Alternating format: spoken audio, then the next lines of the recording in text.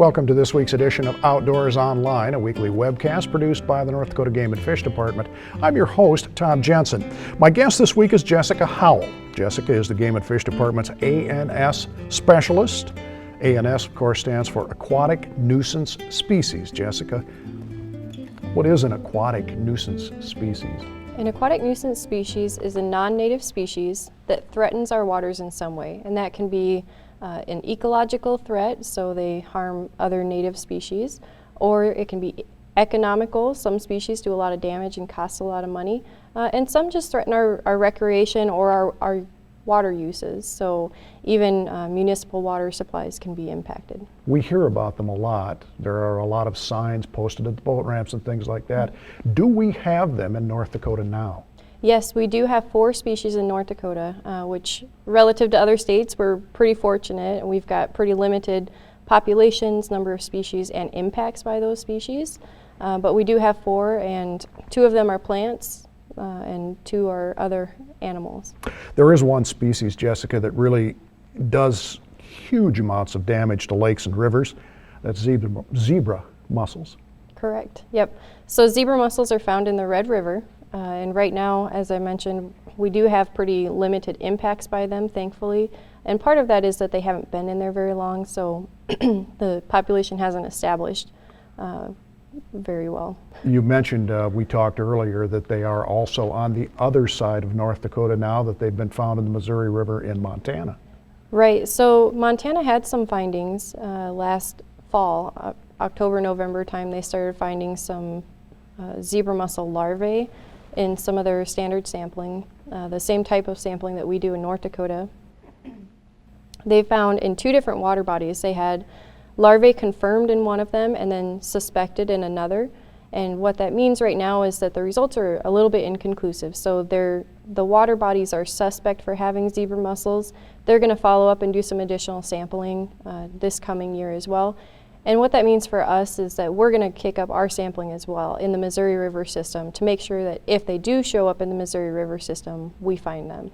And it's a good reminder too for people using the water, not just boaters and not just anglers, but also waterfowl hunters and other people that might be moving water or equipment that's been sitting in the water for a long period of time.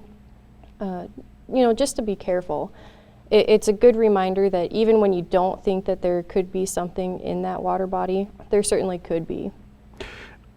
Once ANS, or Aquatic Nuisance Species, has arrived in North Dakota, you mentioned zebra mussels, there are several other species also. What can we do as an agency to eradicate them or at least control them? Right, so the best tools we have right now are our regulations. We have some pretty good regulations in effect right now. So some of the things that we require is that vegetation be removed and water be drained before a boat or other equipment comes out of a water body or leaves a water body site, I should say. Those types of activities, such as removing plants, animals, and excess mud, draining water, and then either letting your boat or angling equipment dry completely or disinfect it with hot water. Those types of activities and steps are what we recommend for boaters and anglers and waterfowl hunters to take before they move their equipment to a new water body. That'll help reduce the risk. So we do have some of that is in our regulations, such as removing vegetation and draining water, but there are additional steps people can take as well. Okay, what other aquatic nuisance species are we concerned about besides zebra mussels? Right, so unfortunately there's a lot of aquatic nuisance species in North America, and some of the ones that we're concerned about from the Great Lakes area would be spiny water flea. In particular, they're also microscopic and can be transported in water, and you'd never know because you can't see them. Snakehead are another type, or a fish that are found in Arkansas.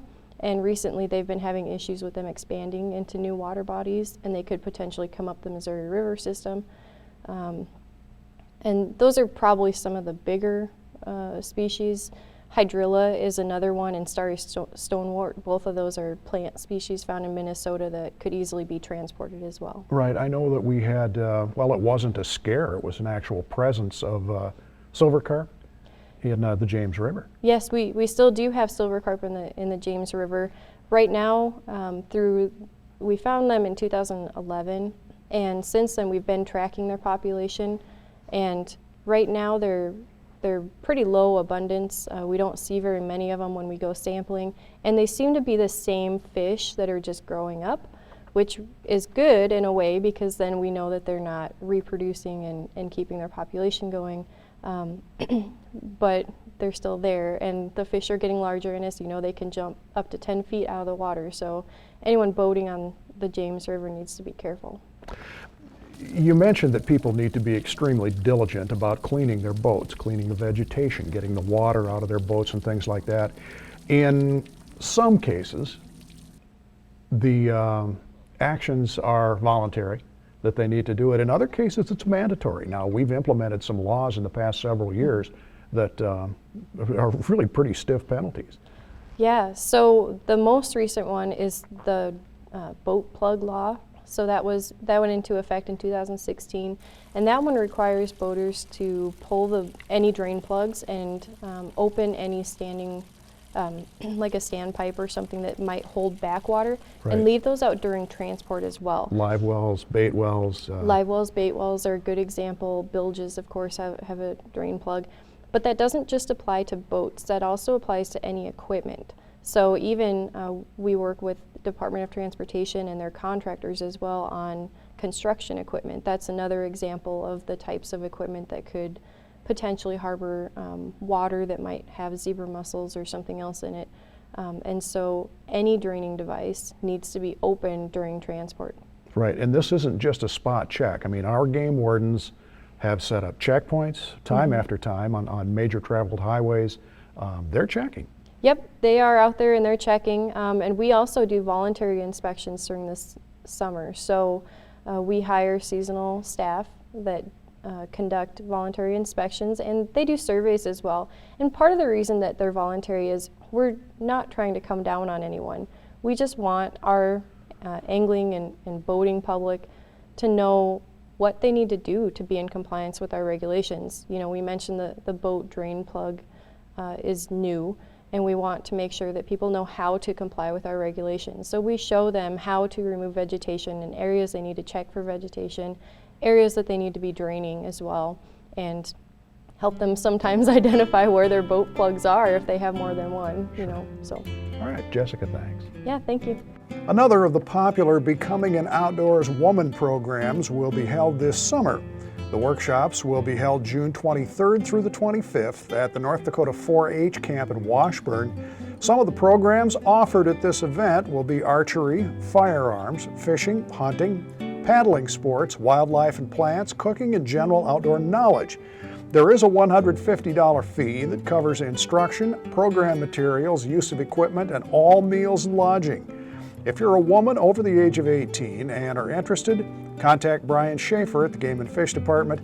His phone number is 328-6312, or email Brian at bschaefer@nd.gov. For Jessica Howell and the rest of the staff here at North Dakota Game and Fish, thanks for joining us for Outdoors Online. We'll see you again next week.